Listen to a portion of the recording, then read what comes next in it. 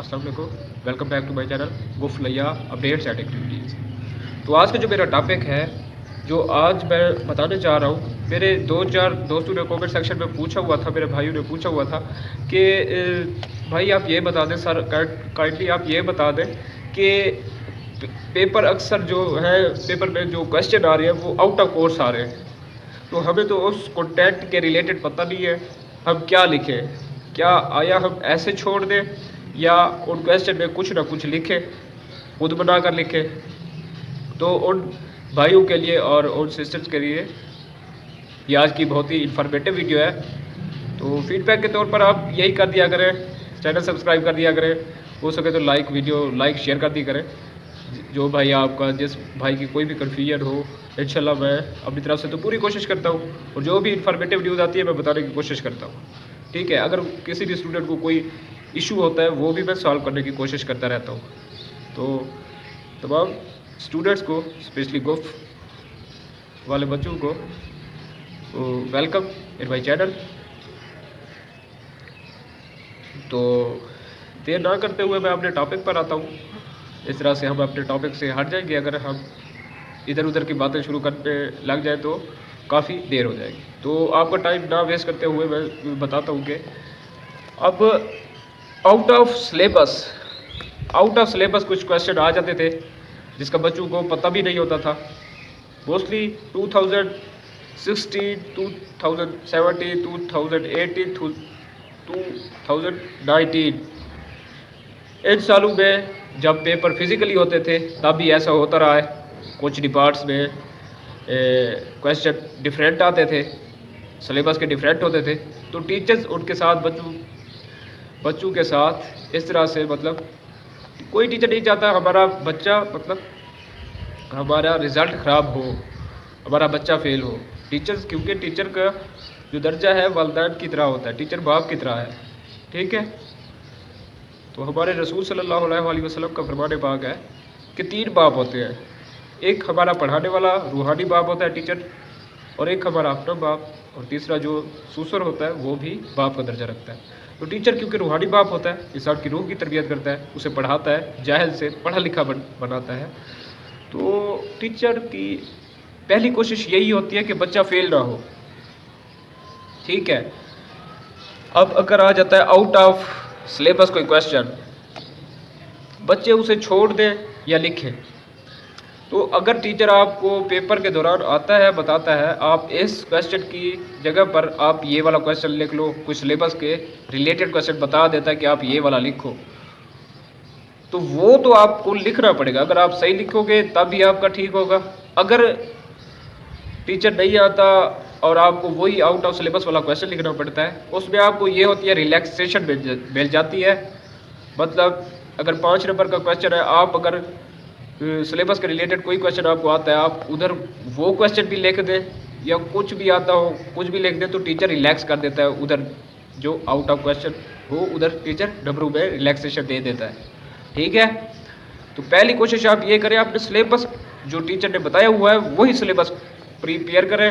कोई बाहर से डाटा वगैरह ना ढूंढें, कुछ भी ना करें। जो टीचर ने आपको बताया हुआ है फाइनल के लिए सिलेबस, चाहे उन्होंने कहा है बेट को साथ इंक्लूड करके याद करो तो आप याद करो। ठीक है, फिर भी अगर आउट ऑफ कोर्स क्वेश्चन आता है तो फिर टीचर आपके साथ रिलैक्सेशन करेगा, आपको मार्क्स देगा। अगर आपका ग्रेडिंग में कुछ मार्क्स रह रहे होंगे तो टीचर आपको फेवर दे देगा। ठीक है, ये आपका जो कन्फ्यूजन थी ये दूर करने के लिए मुझे हाज़िर होना पड़ा, क्योंकि मेरे एक स्टूडेंट ने, एक भाई ने पूछा हुआ था रात, वो बहुत परेशान था कि आउट ऑफ सिलेबस क्वेश्चन आ रहे हैं, तो मैं बहुत परेशान हूँ कि नंबर कैसे बनेंगे। भाई आप, अगर आपको नहीं आता ना कोई क्वेश्चन आउट ऑफ कोर्स अगर है वो आपको नहीं आता, तो आप कोई भी लिखोगे तो आपको रिलैक्सेशन टीचर देगा।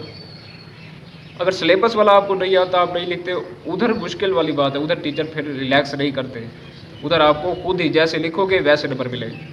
हाँ, अगर आपका पेपर अच्छा नहीं हुआ है तो टीचर से आप मिल सकते हैं, एक मरतबा टीचर से कह दें, खुद पर्सनली जाकर उन्हें रिक्वेस्ट कर दें, सर ऐसे ऐसे मसला था, या आपको कोई पर्सनल इशू हो तो टीचर को जाकर बता दें। मोस्टली टीचर फिर बच्चों को रिलैक्स कर देते हैं थोड़ा बहुत। तो परेशान होने वाली बात नहीं है, आप बस स्टडी पर फोकस करें। तो कुरान पाक में भी अल्लाह ताला ने कहा हुआ है कि जो बंदा मेहनत करेगा, ये एक कहावत है, जो बंदा मेहनत करता है उसे उसका फल मिलता है। जो बंदा जैसी फसल, जैसा बीज लगाएगा वैसी फसल काटेगा। तो आप पहली मेरी रिक्वेस्ट आप सब स्टूडेंट से यही है कि आप पढ़ें, आपके फाइनल पेपर हैं, आप सही वैल्यू में अपना सिलेबस प्रिपेयर करें, ठीक है। तो इंशाल्लाह मज़ीद मैं इंफॉर्मेटिव वीडियो लेकर आऊँगा। मैं इधर वही बात बताता हूँ जो यूनिवर्सिटी के रिलेटेड होती है, और जो कोई मेन अपडेट आती है, इंफॉर्मेशन आती है, इम्पोर्टेंट इंफॉर्मेशन आती है। मैंने कोई खुद से ऐसे वीडियो नहीं बनाई हुई, मोस्टली दूसरे चैनल पर देखिए आपको रिलेटेड और बहुत सारे कहानियाँ उन्होंने गढ़ी हुई होती है, दूसरे चैनल बहुत कुछ। इधर आपको सिर्फ यूनिवर्सिटी के रिलेटेड ही न्यूज़ मिलेगी, ठीक है। तो बहुत बहुत शुक्रिया। इंशाल्लाह नेक्स्ट वीडियो में अगर किसी भाई का कोई भी क्वेश्चन हो वो कमेंट सेक्शन में पूछ सकता है। और पासिंग मार्क्स वाला एक क्वेश्चन पूछ रहा था भाई, तो उन्हें मैं बताना चाहूँगा कि भाई मैंने पिछली वीडियो में बता दिया था कि पासिंग मार्क्स वाला कितना होता है। तो आप कोशिश करें प्रैक्टिकल में फेल ना हो। जो बच्चा प्रैक्टिकल में फेल हो जाता है तो उसको थ्योरी का भी पेपर साथ देना पड़ता है। प्रैक्टिकल अगर आपका 20 मार्क्स का है तो 8 नंबर वाला उसमें पास होता है। ये अलहदा सेपरेट, ये अलहदा कंसीडर होता है, ठीक है। थ्योरी अलहदा होती है, प्रैक्टिकल अलहदा होता है। अगर आप थ्योरी में पास हो, प्रैक्टिकल में फेल हो, तो आपको फिर भी कैंपस में यही मोस्टली शेड्यूल चला हुआ है, आपको पूरा पेपर ही देना पड़ेगा। तो कोशिश करें प्रैक्टिकल में फेल ना हो। अपनी प्रैक्टिकल नोटबुक बनाएं, अगर टीचर कहते हैं तो वाइवा दें, और प्रिपेयर होकर प्रैक्टिकल के भी एग्ज़ाम ऑनेस्टली दें, सही तरह से तैयारी करके प्रैक्टिकल के भी सही तरह से इम्तिहान दें, ठीक है जी। और थ्योरी का ये सिस्टम होता है कि फॉर एग्जांपल 3 क्रेडिट आवर वाला पेपर है आपका, तो उसमें से आपके 40% मार्क्स बनने चाहिए। 40% जिसके होंगे मिड और फाइनल मिलाकर और प्रैक्टिकल मिलाकर, तो वो बच्चा पास होगा। तो आपको कोशिश करनी है कम से कम आपके अगर 60 मार्क्स वाला पेपर है, कम से कम जो बच्चा पास होगा ना 26-27 वाला होगा, ठीक है। तो आप कोशिश करें अच्छे ग्रेडिंग की। अगर आप अच्छे ग्रेड नहीं लोगे, सी लोअर लोगे या डी ग्रेड लोगे तो आपकी CGPA ख़त्म होना शुरू हो जाएगी। ये एक और टॉपिक है, इंशाल्लाह नेक्स्ट मैं अगले वीडियो में आपको बताऊंगा CGPA कैसे मेंटेन आपको करनी चाहिए, और CGPA कैसे कम होती है, कौन से ग्रेड आपके CGPA पर इफ़ेक्ट करेंगे, कौन से ग्रेड आपकी CGPA को बूस्ट अप करेंगे, ये मैं आपको नेक्स्ट वीडियो में बताऊँगा, ठीक है। आज के लिए इजाज़त चाहूँगा, इंशाल्लाह नेक्स्ट इन्फॉर्मेटिव वीडियो लेकर आऊँगा आपके लिए। अल्लाह हाफिज़। और बराए मेहरबानी चैनल सब्सक्राइब कर दिया करें। अगर कोई वीडियो में आपको अच्छा स्टफ़ मिले तो प्लीज़ अप्रिशिएट कर दिया करें। अगर कोई आपको कन्फ्यूजन रह गई हो तो आप पूछ सकते हैं कमेंट सेक्शन में, और कमेंट सेक्शन इसलिए रखा हुआ है कि आप वहाँ पर कोई भी क्वेश्चन हो पूछ सकते हैं, ठीक है। तो एक मेरे भाई ने कहा हुआ था कमेंट में कि आप ग्रुप बना दें व्हाट्सएप। एक्चुअली मैं साथ साथ टीचिंग भी करता हूँ और ट्यूशन्स वगैरह भी पढ़ा रहा हूँ, और बहुत सारे काम होते हैं यूनिवर्सिटी में भी, मतलब MPhil जो कर रहा हूँ, अब यूनिवर्सिटी में भी जाना होता है, उधर भी लेक्चर अटेंड करने होते हैं, रिसर्च का काम होता है।